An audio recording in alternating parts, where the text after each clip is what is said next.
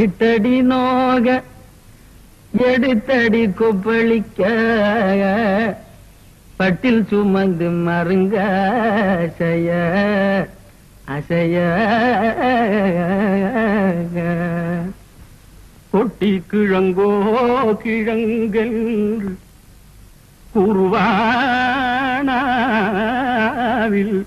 வழங்கோ செய்வையம் பெறும்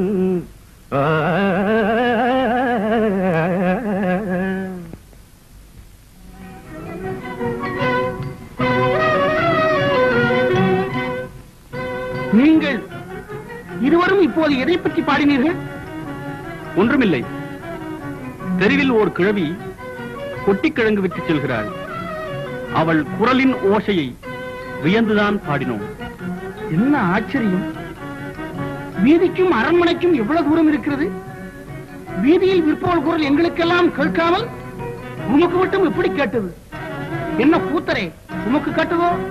எனக்கொன்றும் கேட்கவில்லையே. நமது கோட்டை வாயிலண்டை யாராவது குட்டி கிழங்கு விட்டுக் கொண்டிருந்தால் அவளை சீக்கிரம் அழைத்து வா. அப்படியா?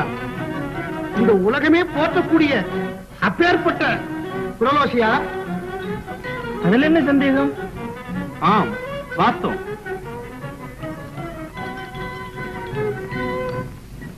ஓஹோ, அப்படியானால் அந்த குரலை கேட்போமே.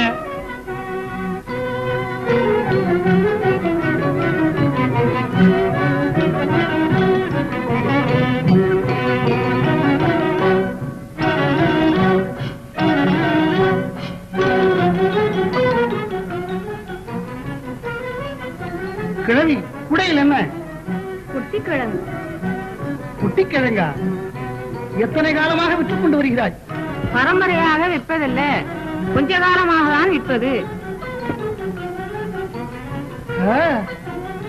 உன் பேர் என்ன? என் பெயர் பிரம்மப்ரே.